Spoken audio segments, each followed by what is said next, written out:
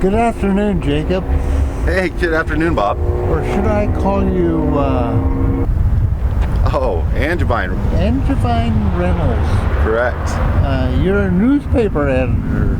Correct. I was the first editor for the Gazette, Mariposa, as my acting role. Okay.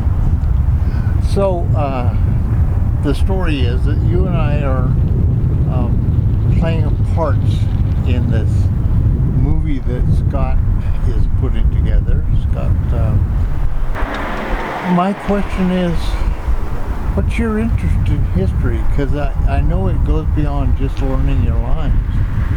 Well, I actually enjoyed Mariposa history a lot. I grew up here, and I walked around this town, and we got to play around these areas, and I can always put myself back in the old era, wondering what it was like in the 1850s and all the way through. I also used to walk around Yosemite and think of myself as being maybe a native boy and how it would be without new age technology and just being able to grow up here without having all these modern things.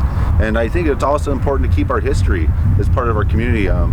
Our history here, a lot of it's lost. We're standing in front of the old jail. Yeah, this is the old jail. This old jail was built in 1858. It was finally finished. This jail has a lot of history. It used to be a flat roof jail, and at one point, a guy by the name of Thomas Tuitt was in jail, and they think that they had tried to do a prison break.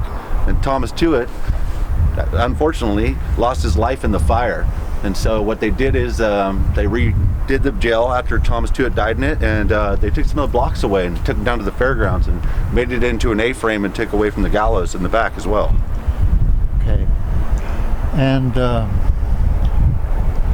why should we invest in preserving our old things?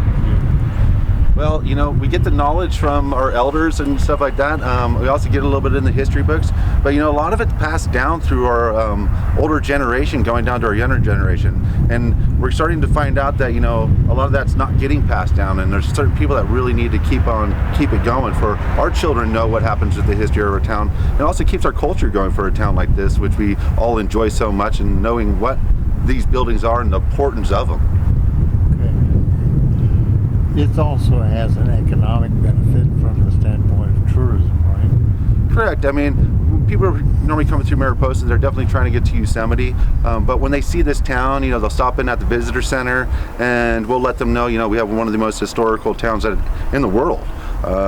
It definitely wasn't the oldest. Europe was definitely a lot older, but this is definitely the gold rush town. This is one of the first seats of California, and the oldest jail. Our courthouse is still the oldest working courthouse west of Mississippi. Our Catholic Church has been here since 1850s. So this is our history. This is California history, and this is the true aspect of it. And if you walk this town, we preserved these old buildings, we preserved our whole downtown to make sure that we are always going to have this in our history and be able to pass that down to generations to come further in our future. So playing Angevine Reynolds, what has that taught you about our history?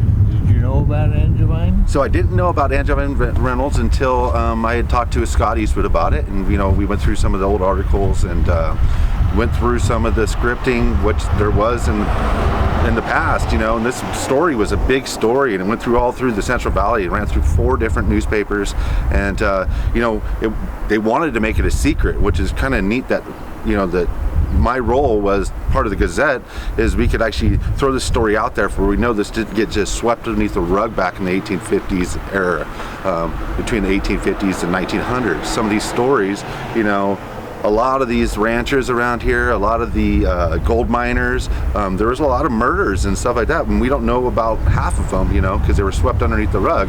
And this one was a very exceptional story.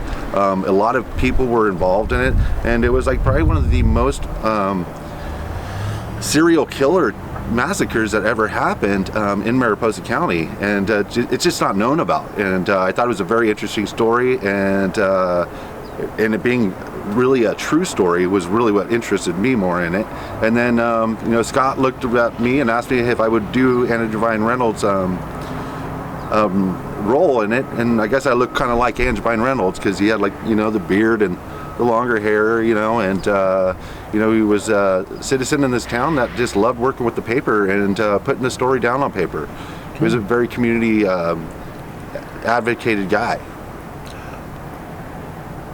Your advice to young people with respect to this movie is a unique opportunity to get involved, learn something about the movie business, and learn a lot about our history.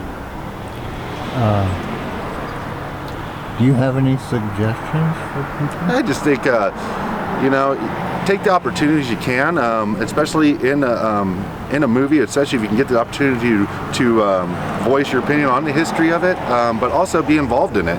I know we have a couple younger kid roles that are in the movie that we're still searching on some of the actors to fill, but also please pay attention to your history and keep it going where you can pass it down to your children and be part of your community and be active in your community. Okay, thank you, sir. Thank you. Have a great day, Bob. Bye-bye, Jacob.